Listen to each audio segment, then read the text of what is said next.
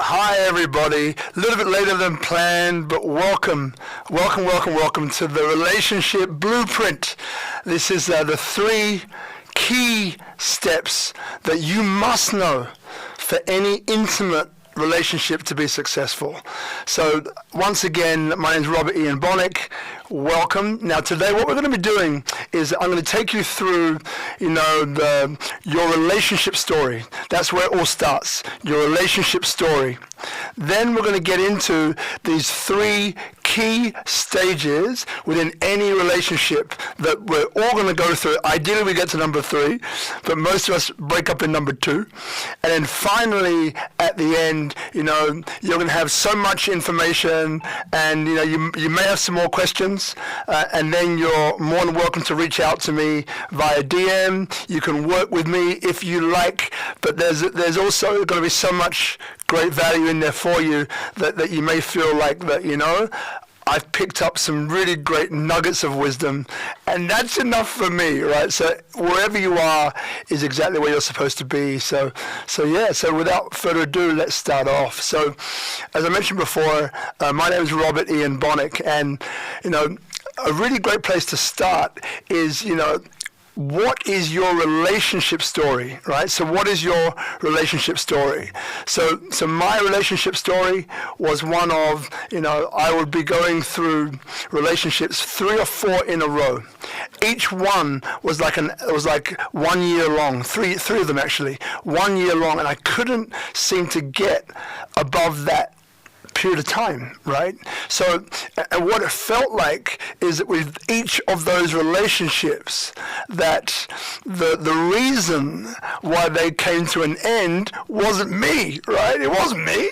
It was my partner, right? Though at the time I may have said, it's not you, it's me. But deep down I thought, well, it's not me, it's you, right? And this is what was continuing for me. So I found myself, it was the same reasons of falling deep and hard for somebody, and then a short while later then finding that I was falling maybe out of love with them, or I would find things that wouldn't compute, things that wouldn't gel. We would probably have a few arguments, or maybe not even big blow-ups, but there was something missing. And then I started to pick little things that weren't working, and then all of a sudden, I fall out of love with this person, and instead of me, being forthright and being honest about it, I would be a coward and create these circumstances and situations where my partner would go, Rob, are we cool? What's going on here? It's like you're a bit distant. And this was a guy who last week was so deep, so intimate, so close, and almost like we're soulmates, to the next week or the next couple of months becoming this person who's quite aloof and distant. What happened to that guy? Right? What happened to that guy that I fell in love with or fell in lust with, right? What happened to him? Where did he go? And I would go. And then when I was out, I would think that the weight of the world had been lifted from my shoulders and I was free again, right? And then guess what? You got it. The next relationship that came along, I went through exactly the same steps again. Right? But then again, always have the excuses. It's not me, it's them, right? Clearly, that relationship wasn't right for me, blah, blah, blah, blah, blah, blah, blah, right? That's what happened to me 3 times in a row, succession after succession after succession after succession. At one stage, I kind of realized one thing that really put me back on my feet, put me back on my heels, right?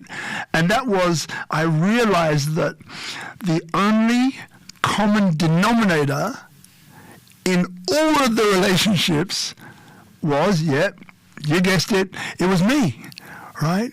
So then started to feel some hard truths. And these hard truths were all along, I've been saying that it's not me, it's them, but in actuality, if I'm the only common denominator within all of this, some of this has to be then my responsibility. It can't just all be them, right? It can't just all be them. And then this is what caused me to start searching. So then I searched leaders, speakers, coaches, relationship advisors, books, Men Are From Mars, Women Are From Venus, all of these books that some of you have probably read. So I began to like decode what is wrong with me, right? What is wrong with me? That's what, after I started to think.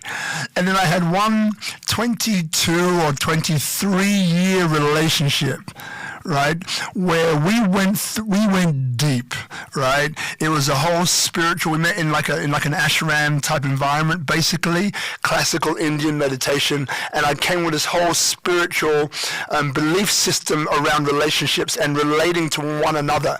Her name was Isabella, and I owe her a great debt of gratitude because it was through that relationship, which even though I didn't go past that time, I learned more about relationship, more about who I was being in relationship, and more about what I'm going to speak to you tonight about these three keys to any intimate relationship, and that relationship really helped to heal me. And also a beautiful lady who I call my mom. She's not my real mom. My mom, I called her Judy Houseman. Maybe she's watching this, or maybe she might see it on replay. And she brought to my attention this little insignificant syndrome that we call abandonment. Basically, attachment disorder. Thank you. Attachment disorder. And I'll get into that a little bit further in a minute. But this attachment disorder is what was beneath and running through everything. And I didn't even realize it, right? So to give you just a really good analogy to how tonight is going to run, imagine it like this. So imagine this beautiful clock, right? The clock of your life. Right? So from 12 to 1, what you've got is these are the things that I know that I know. I know what I like. I know who I am. I know I like tattoos. I know I like to ride. I know I like to go to the beach. I know I like to run with my dog, right? Whatever it might be. This is what you know that you know. And then from 1 to 2 or 1 to 3 are the things that you don't know that you don't know. I'll repeat again. The things that you don't know, right? Now, these might be, these are things, I got it mixed up, things that you know that you don't know, excuse me, thank you. So this would be, I know that I'm not good at arithmetic, I know I'm not good at maths, I know that I'm not on time all the time. So these are things that you know that you're no good at, or you know that that you don't know, right?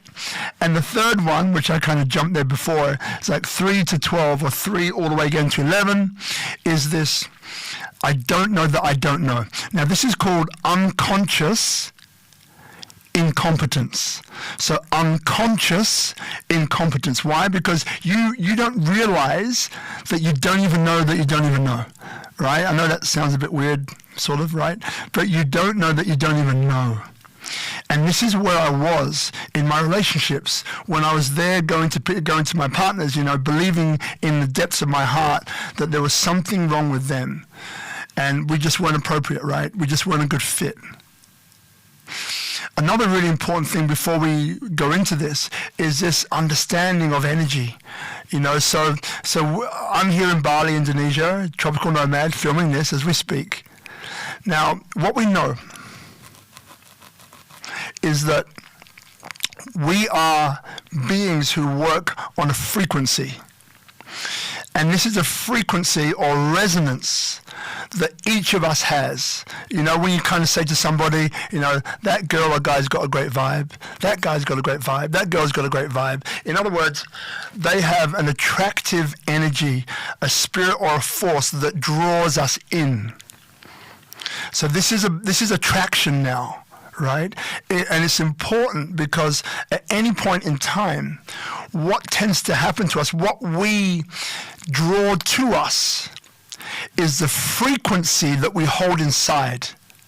I'll repeat that again because it's very important, right? So what we draw to us is the frequency that we're resonating on the inside. And this can be, the way that we see the world, the way that we treat ourselves, the way that we treat other people, the ways that our parents treated one another. We learned from that. We saw that. We imbibed that. And we copied that. This all comes around to what frequency that we are oscillating on, which frequency we find ourselves in, and we attract that which is like us. So like attracts like, which is the best thing, the greatest thing, or the most challenging thing ever, right? So now this is all really important just to get an idea about. You don't need to understand the mechanics of it, but the idea, yes. Because then we're leading on now, into these 3 stages of relationship. Now, you've got like attracts like. You've got things that happened in my childhood with my parents I tried to imitate or mimic.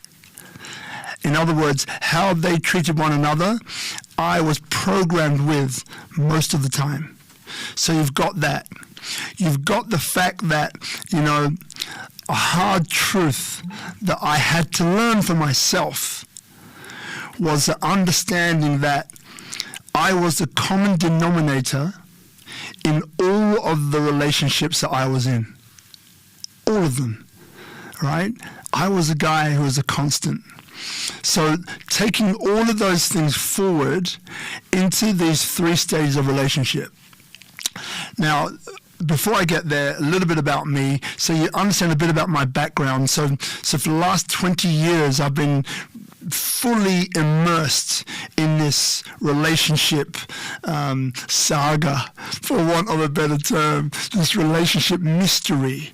And through going through it myself, of this attachment disorder that I'll bring up again in a second, of going through all these, I felt and experienced on my body and my soul and my spirit what it's like to be in relationship, fall in love, fall out of love.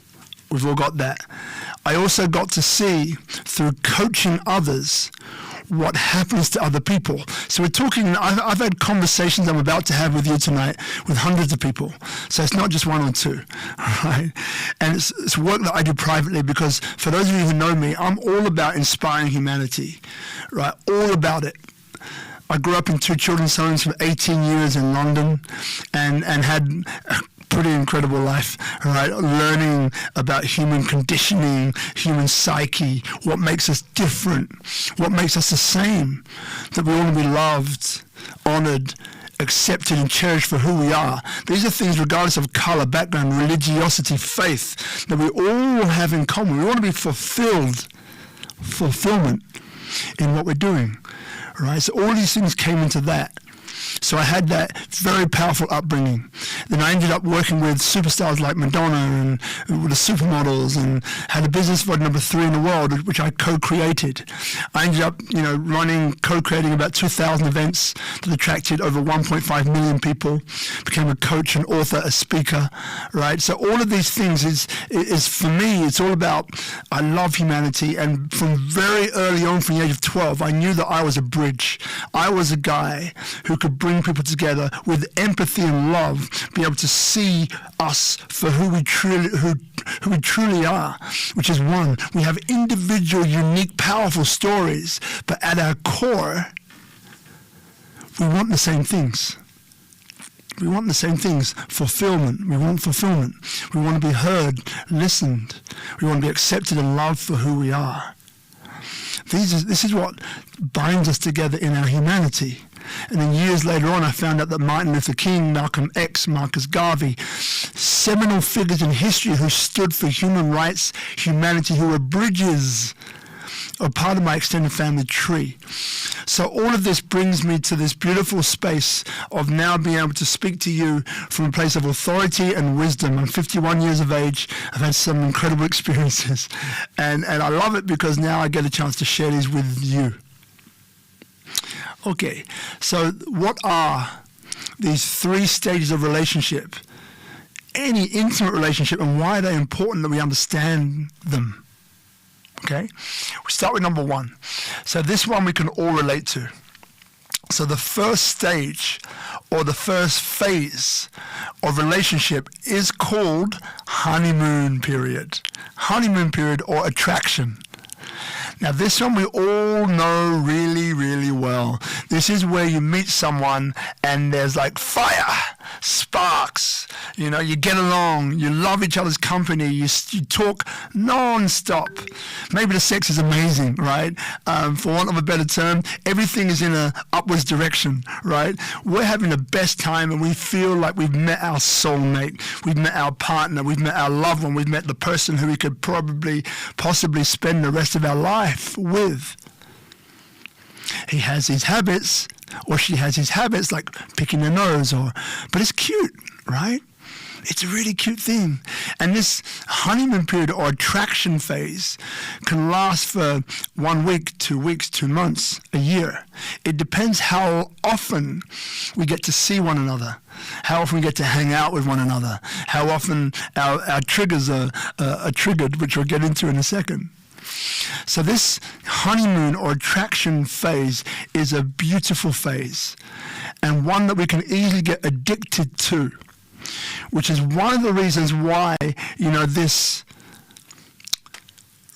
relationship saga, we can get addicted to this cycle of you know, attraction, non-attraction, attraction with somebody else, non-attraction, and we keep going around in circles. I mean, we all know people, right, who are like these serial people who just, you know, it seems like last month there was someone, the month before there was someone else, which is fine, but it's like each time they say this is the one, this is the one for me. Who knows someone like that? We all do. I was that guy. Right, so we all know that. By the way, I'm now a beautiful partner, Marina, who might be watching this, and our 2 kids who are like 5 and 6 now, two little girls, amazing, right? I never saw this coming, by the way. I never believed or dreamt that I would have kids or be a father or have a family. So glad that I did. So this first phase of attraction or honeymoon period is really powerful, really enjoyable, really beautiful, and it's very it's easy to get addicted to. Okay. Number 2. This is the one where most people break up. Just put it right out there because it's the truth. This one is called MUD. M-U-D, MUD. Now this is where all of your S-H-I-T comes to the surface, right? So let me give you a picture. Give you 2 pictures of what relationship is in its purest form. Imagine a triangle, right? And imagine one side of the triangle is you, the other side of the triangle is your partner, and then at the top of the triangle is your relationship. So it's 3 different containers. Now the idea is that this top container, called our relationship, the best qualities of you and your partner move up into that container that we call a relationship. The best parts of you, the best parts of her, if it's a same-sex, then the best parts of both of you, right? This works, by the way, whether you're in a straightforward relationship, call it that, or whether you're in a same-sex relationship, there's always masculine and feminine. So this is the idea. And the last way I'll give it to you so you really get it is that imagine that you've got an horizon line, right? And then imagine that maybe that's a sunrise. And there's 2 of you walking, holding hands into the sunrise, okay? Now what this denotes is that you're 2 people on interdependent paths. That means that you're not like this. You both have your own goals and dreams, and you share some of those in common. The fact that you're holding hands together means that you choose to be in that relationship every day. And actually, couldn't be closest to the truth. Because at the end of the day, every day you choose to be together. There's nothing holding you together with your partner, by the way, right? So this is you walking into the sunrise. And you know what? It's beautiful. you're co-creating a future together. And this is one of the most powerful states that you can be in. Cool. So now the other picture, you've got the horizon line again, and you've got the same two people, you and your partner, except you're not facing the sunrise, you're facing each other. And you're banging your heads together, right? Who can relate to this one? I can, right? You're banging your heads together. So what this means is that there's no forward momentum into your co-creative future. You're literally just stagnant, and you're just banging your heads against each other. Pretty destructive relationship, which a lot of us find ourselves in. Now that's mud, by the way.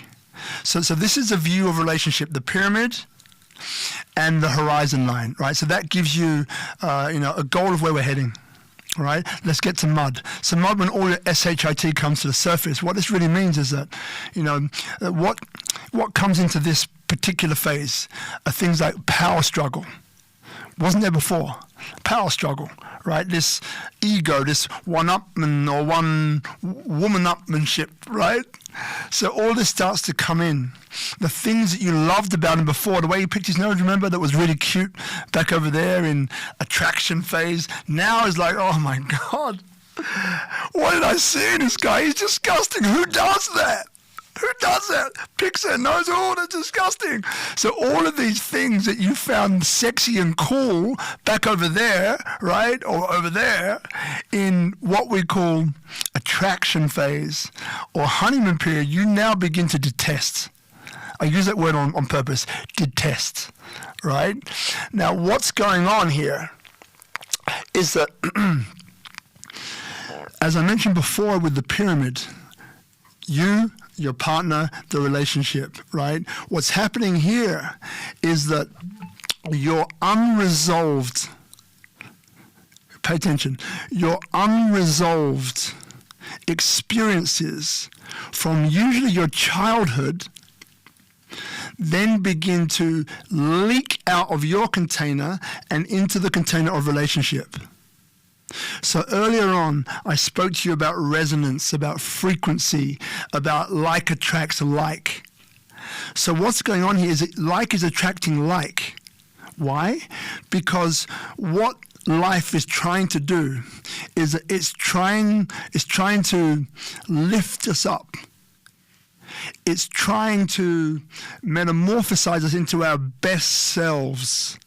And it does that by drawing to us the challenges that we need to take note of and resolve so we can move on to the next stage. I'll repeat that again. So life is trying to bring to us through the partner that we attract, like attracts like, resonance, energy, frequency. And what life is trying to do is trying to bring us together so we can acknowledge and heal these unresolved aspects of ourselves so we can then move on to the next phase, right? The next phase. Really important. So if you have kids like I do, what this means is that, there's a beautiful lady called Dr. Shafali, right? Very, very important thing I'm saying now. Now, what happens is that in the West, generalization, the West, our kids are an extension of us. My kid is going to be the next Tiger Woods, without the scandal. My kid likes driving, going to be the next Lewis Hamilton, right?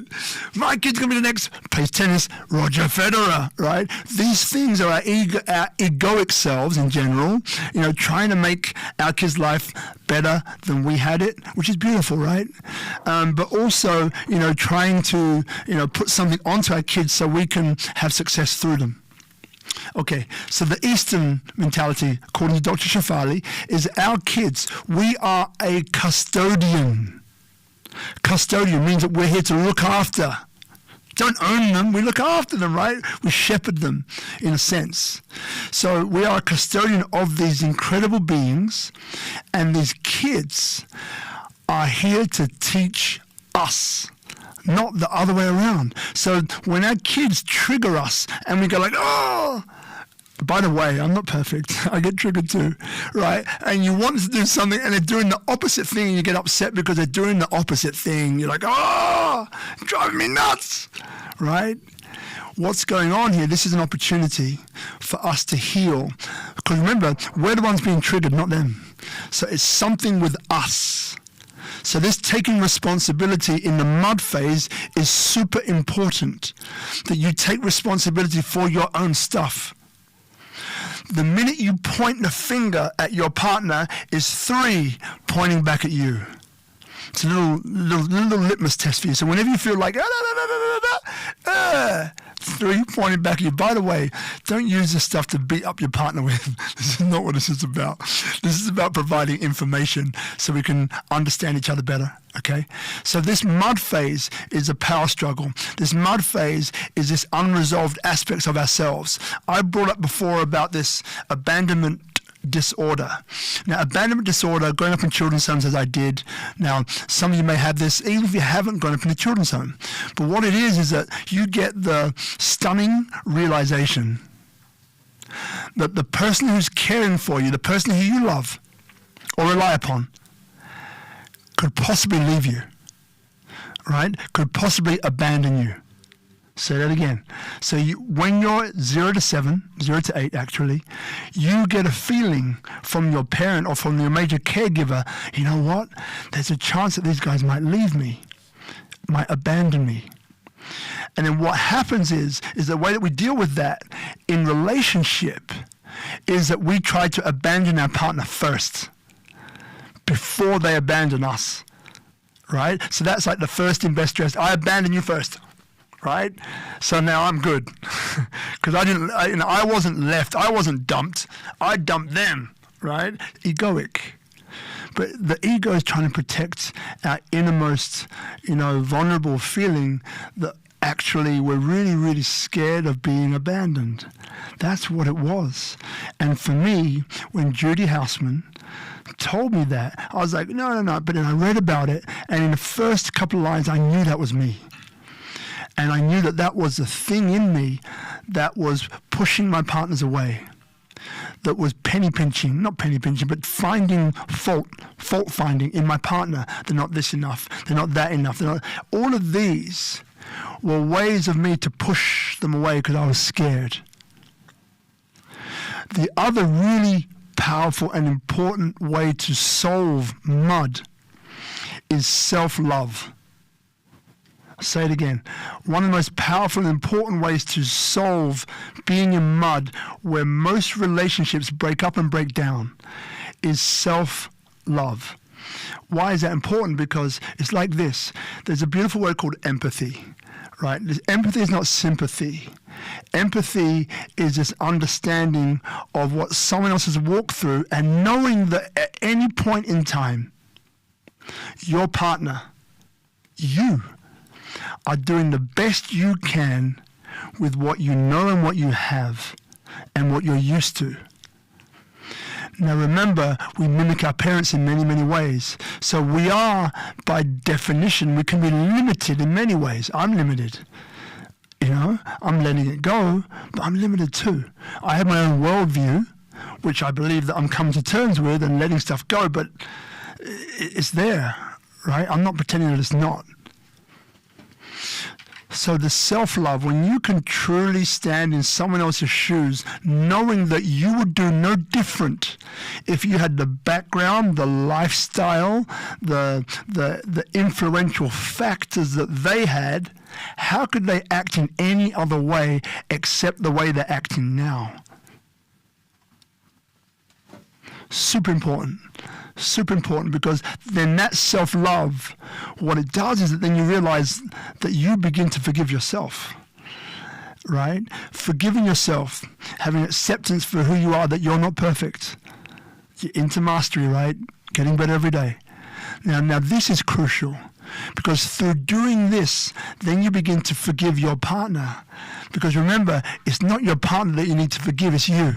Your partner is mirroring back to you, in the same way as your kids do when they push your buttons, right? And this is a key point that most people misunderstand in mud.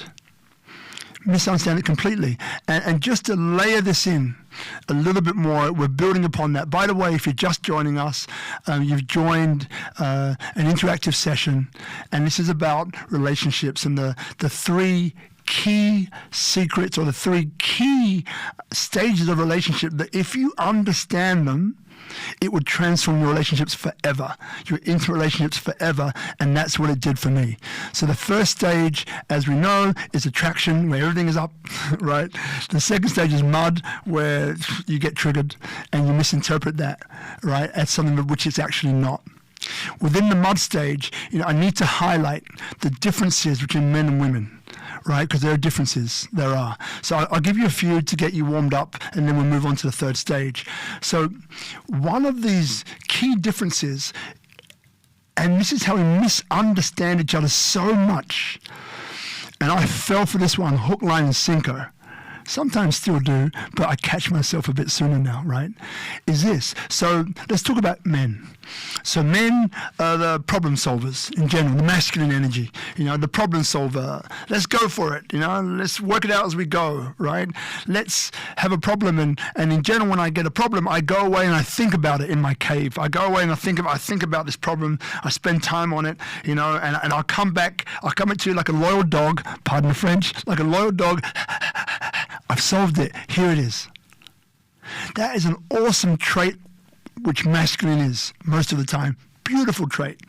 Except in the situation of relationships. So the feminine energy, right? Let's quickly talk into that. So the feminine energy, if the feminine energy has a problem, the feminine energy is intelligent enough to realize, I need to talk about this. I need to bring some people around and maybe workshop this, bring people around and maybe just talk about it. Maybe I don't want a solution. I just want to be heard. Because you know what? I know I've got it in me. I've got the solution within me, but I don't need to hear it from you. I just need to be heard, right? And this is where men get it so wrong. So the feminine and masculine in relationship, the beautiful part about the feminine is that ultimately they can create the container for which contains the masculine and allows it to fly, to soar.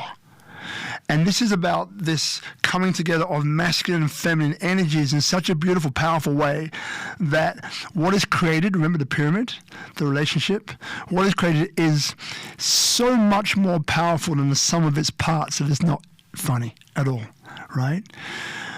So what happens is this. I'm the guy. I have a problem. My partner, Marina, she knows that I have a problem because she's very intuitive, right? She knows everything. Guys, just your partner, she knows everything. Just accept it. Just accept it. It's better you do it now. Save yourself some heartache and pain. So basically, right, what happens is that she knows I have a problem. Now I run into my cave to solve it. What she wants is me to come to her and talk about it. So, because remember, the feminine wants to discuss, wants to talk about it. Not necessarily find a solution, but to talk about it, to air it, to show it for what it is. And that includes all the emotions that come with it. Fear, sadness, loathing, jealousy, happiness, joy, tears of laughter, all of it, all of it. The guys, what do? Retreat into our cave. So what does a woman see? He is abandoning me. Say it again. He is abandoning me. Because it's not in my system, my modus operandi, that I will leave my partner in the time when they need them most. And that's what, as guys, we do all the time. All the time. And we don't realize the irrevocable damage that we're doing to our relationship by doing that. Because we don't know. We only know what we know, and we do the best we can with what we know. And sometimes that's not enough. But this is what's going on. So then, let's look at it from the other point of view, okay? So now, a guy. How many of you guys, be honest, raise your hands, my woman is nagging. Put your hands up, just tell the truth. My woman's nagging me. This little pattern that goes on in our heads. And what do we want to do? We want to get in there, solve the problem, and get out. Before we get caught up in this whirlwind of emotions, right? That's in general what the masculine does. But now you understand the feminine a little bit more. So you understand that part of what the feminine wants to do is just discuss it. Not necessarily for a solution, but to discuss it, to talk about it, whichever emotions that brings with it. So as guys, when we run the opposite way, it affects our woman like that. And then when a woman comes to us and we're like, look, as a guy, I would run away and I'd deal with this myself. Why don't you do the same? Abandoning her again. So these are some of the really, there's lots more than that, but these are some of the cardinal differences that get into this mud stage that we're not aware of because we don't know that we don't know. We're unconsciously incompetent, or we just don't know that we don't know. And it runs havoc with our relationships because there's a score being kept, right? This is the last thing I say on this part. Remember the times, let's talk to the guys for a second. Remember the times where you get into maybe a debate or an argument with your partner. Can I quickly move my legs? Right, you get into like a debate with your partner about something, and it doesn't end well, right? And then what happens is that you talk about it, you discuss it, and you think that you're clear, right? So you're like, honey, sorry, maybe say sorry, maybe apologize, and say, look, are we good? Are we clear? Are we complete? And your partner says, begrudgingly, yes, yeah, we're complete. And as a guy, it's like we listen to what we hear, and it's like, well, they said that, it must mean what they mean. Cool. And you go off about your merry way, happy, tapping yourself on the shoulder. I did good, right? And then what happens? About maybe 2 months, 3 months, 6 weeks, a year later, something happens that is not even connected in one iota to that event. Something completely different, maybe something very small and minor. What happens?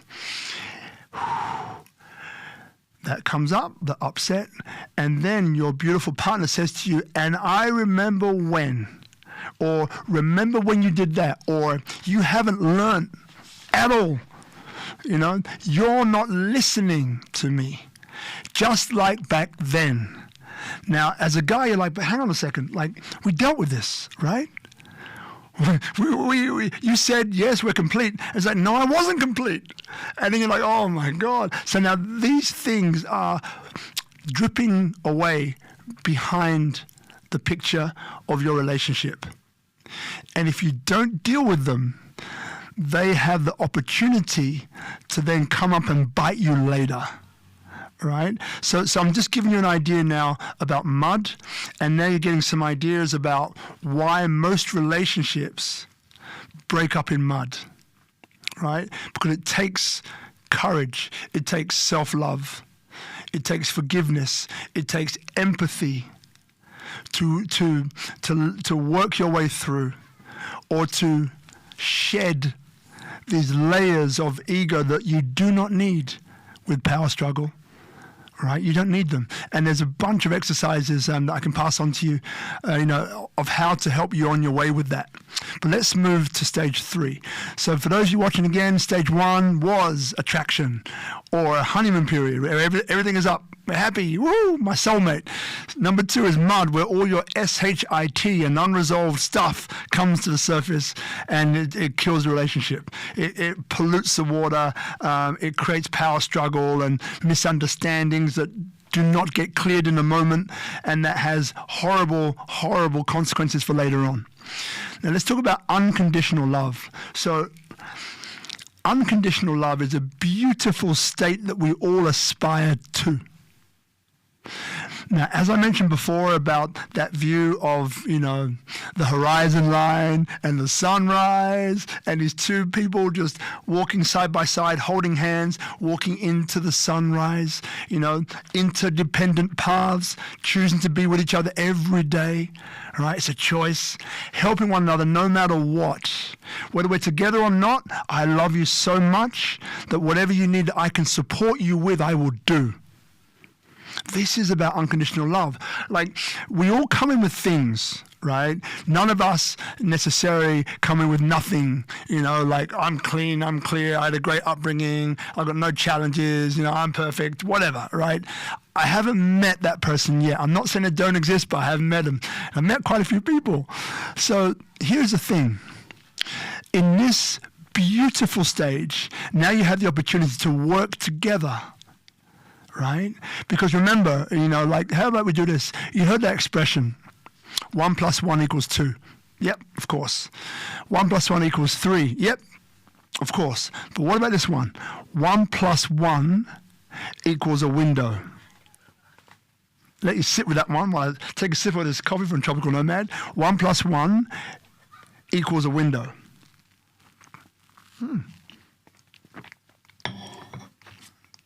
Okay, so for those of you who don't know what that means, let me do it like this. 1 + 1 = a window. So when you put them together, you get a window. Dunk, dunk, right? So now this window is of unlimited potential and possibility. And that's what the relationship in unconditional love is all about. And when you meet those couples, and we've all seen them, right? Those couples where they're just so supportive of one another. They clearly explain, they clearly communicate together what's happening, what's alive for them right now. They don't take things personally. They take responsibility for their actions. They take responsibility for the words that they utter. They take responsibility for the deeds that they do. These are people of impeccable qualities, such as they do what they say and say what they do. Like I do what I say and I say what I mean. Like and in the confines of the relationships, it's an amazing thing. To see this supportiveness. To help each other through, because we all have these moments where these things from our past come up like ghosts, right? Remember, life is trying to evolve you, and it does it by throwing stuff up, which is maybe uncomfortable for you to see. But by just not judging it, by letting it happen, by letting it go, maybe you got your partner there and you talk it through with them. Words like, honey, it's amazing. Right now I'm feeling enormous love for you. And so on. Right now, I'm feeling a lot of fear and resentment, towards you, or fear and resentment towards this person. I'm talking it out. I'm not judging it. I'm talking it out. And my partner is in the space where they understand that nothing is personal. Who wants to be in that place, right? Yeah. Where nothing is personal, where you can have any conversation about anything. Right? And we don't take offense. But even if we do, we give each other the space. Guys, you realize that when your partner, really wants to have a chat, you don't run away. You don't say, oh, she'll deal with it and she'll work it out. You're there for her. If you can't be, then you explain it, honey. I'd love to be there for you right now. I've got a few things going on that I need to deal with. Can we pick this up later? Yeah, darling. Yeah, we can. Or maybe, you know what? No, I really want to deal with this now. Drop it and be with her. Remember, guys, it's not about solving the problem, right? Just be there. Hold her hand. Look her in the eye. Give her your undivided attention. Right? And just let her speak, because your woman is incredibly intelligent, incredibly aware. Right? The feminine brain is so much more developed than the masculine, and the heart too, but we know this, right? So they know, she knows the answer. She'll get there by herself, or with your support. But more often than not, it's just a case of listening, not solving. Listening, not solving, or listening, not fixing. In the mud phase, right? This thing that I was doing so much, and I dressed it up as, I'm doing what's best for her. It's in her best interest. Blah, blah, blah, blah, blah. Right? That's what I was doing. But the truth, I was manipulating her to be more like what I wanted. Right? Even subtly and delicately, and I think I'm really smart and really clever about how I'm playing it, but she knows that the energy isn't right, or the energy doesn't feel aligned. We know. But we kid ourselves pretending that, oh yes, I'm so smart and intelligent, I can get away with this, but you don't. And even when you think you do, there's a scorecard. And I'm telling you, when it comes back with a fury and vengeance in many situations, right? You know, my case, so this 23-year relationship with Isabella, now, by the time that came to an end, there was so much water under the bridge of things that I didn't do, of things that I wasn't even aware that I was doing. But I got there in the end, but there's so much water under the bridge that it couldn't be fixed. But also what it was that I really wanted children and she didn't, and that was a major part of it as well. But that's that bit apart, you know. So I'm talking to you now, right? So if you're not in a relationship, okay, maybe you just got out of a relationship, maybe you're looking to get into a relationship. So this is really important to know. These 3 phases will save your life, man. Will save your life because, you know, then you know where you are. When you know where you are, then you're able to accept. So then you know honeymoon is fantastic. You know it's addictive. It's lovely, right? It's great. Then you know that mud is about misunderstanding her, misunderstanding him.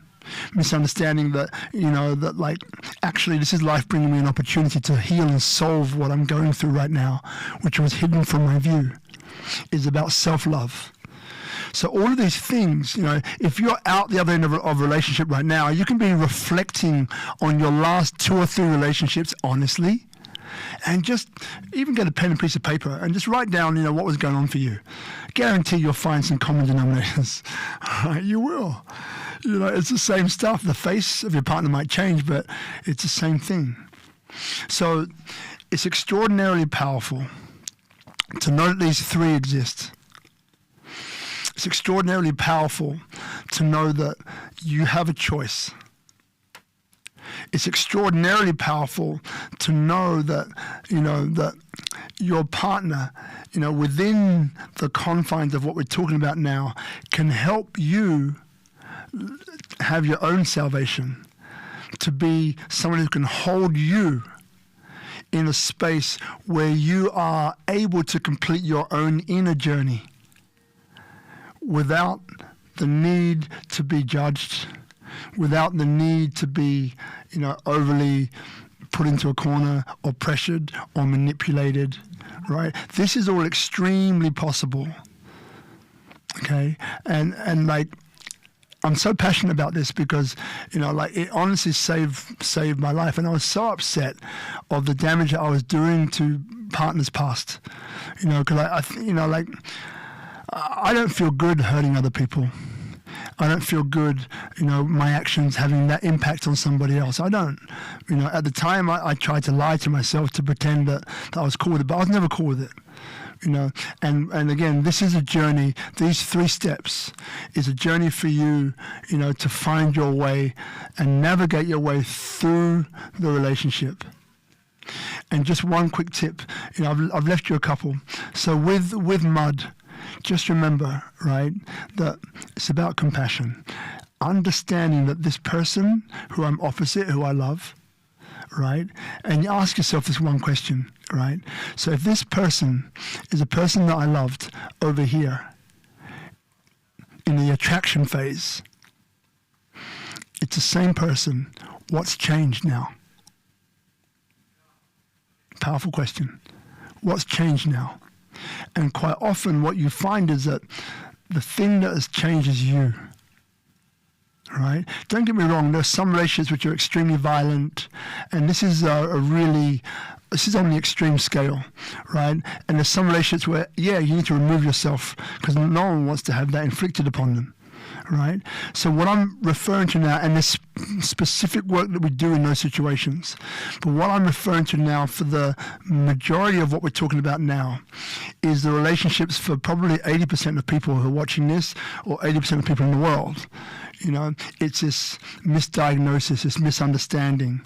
It's just not getting one another's differences and giving each other the space to actually do that, right? So I think I'm going to check the clock, see how I'm doing for time. All right, so 6:30, yeah, is that right? So we've been going for about half an hour? An hour? Almost an hour, 50 minutes. Woohoo! That went so fast, mamma mia. So guys, look, so I said this will be between 45 to 60 minutes, and I want to be really aware and considerate of your time. So, if you do, if you got some great gifts and great value, I'm really happy for that. I'm sure you have, because it changed my life, right? Now, if you want to work with me, right? And I work with couples all over the world for many years. I'm really good with guys. I'm really good with girls, right? So feel free to reach out to me. Even if it's just for a chat. Just to see if there's resonance between us, right? More than happy to actually do that. I love healing people's traumas, right? As I said, from the age of 12, I knew I was a bridge. I knew it, right? I was studying the 100 Years' War in history at the age of 12, and there's a kid next to me in the back of the class. Miss, 100 Years' War, Middle East, yeah. 100 Years' War, yes. It can't be the same people fighting, can it? Same people fighting. Went over my head, didn't get it. Sometime later, I was involved in a really brutal racially motivated incident, which left me scarred and mentally, a bit physically, and I was really ashamed and upset of who I was being in that situation, and I didn't respond how I really wanted to respond, and I was angry. And then 3 nights later, I remembered the history lesson. The 100 Years' War is not the same people fighting. It's when we pass down a thought, a feeling, an emotion, a story to our kids, which then gets wrapped up in their worldview, and they go on that journey living out exactly what you just programmed them with. Right? When I realized that, then I knew that I was a bridge. I knew that I had empathy for other people, and I knew that I could be that bridge between sexes, races, like religions, and so on. And that's what I've done for the last 40 years. Becoming a speaker, a coach, and working with some very famous people. Let's dwell on that. Some of my clients have been some very high-profile people, and it doesn't change it. From the white collar, blue collar, to the celebrity, it's the same context. Fulfillment, acceptance, right? Love, to be loved, self-love, right? All of these things, no matter who we are, where we're from, that's what we want. So for me, being a bridge, that's why I love what I do with the coaching and the speaking and authoring books and running programs. And I love bringing people together. From different ideologies, backgrounds, religiosities. SpeakuP Monday, though you probably know that, we're up to number 119, going for more than 2 years. And, just there helping people to speak up, helping people to find their voice, find their purpose, find who they are, tap into that wisdom, right? We all have it. I love doing this stuff. So if I can be of support or assistance to you, reach out. Right? And sometimes, we feel like this little block. But I ask you this, right? You will have the same results that you're having now unless you change something. It's just the way it is. That's who I was for those 3 relationships, year. Made no changes. Got the same result every time. And that's what you're more than likely destined to do unless you find someone like me or find someone like Judy Houseman, right? Give you a few little words here, right? But what I do is I bring in all of this knowledge over years, like 10, 20, 30 years, having kids, how that affects your relationship. That's a whole nother bag that I'm not going to get into on this one. But again, we're not taught how to do this stuff necessarily. right? And it's so important that we're able to come from a space of love. It's so important that we're able to come from a space of empathy. It's so important that we understand those 3 stages of relationship: attraction, mud, unconditional love, right? So we know the roadmap. Mud does not have to last long, by the way. It only lasts long because we don't even know that it's there. We don't know that we don't know, right? We're unconsciously incompetent. In other words, we don't even know that we don't even know. So in closing this, thank you for your time. If you're watching this live or on replay, now remember, subscribe to my channel, YouTube, Robert Ian Bonnick, Facebook, Robert Ian Bonnick. The Facebook group, actually, SpeakuP Monday group. SpeakuP Monday group is a great group because I'll be doing I do lots of this stuff into the group, right? Just knowledge share, skill share, knowledge share. Because again, my life is about how do I find ways to uplift humanity through empathy, right? That's my thing. Everything which I do, every project which I do, that's a part of it. That's a key, right? That comes together, that locks together, that I love to do, right? And this is part of what I do. I help people to find what they love to do too. So guys, feel free to share this. Reach out to me if you'd like to explore working together. And I look forward to seeing you on the next either SpeakuP Monday or another one of our streams. And if you see me around, feel free to tap me on the shoulder, give me your input, give me your feedback, right? Nice to know how this has landed with you, and if there's anything else I could have included. All right, guys, so thanks again as well to Bella and Guzman over here at Tropical Nomad for recording this. And lots of love to you guys. It's Rob signing off. Look forward to seeing you next time. Be kind to yourself and be kind to one another. Thank you so much. Thank you. Bye-bye.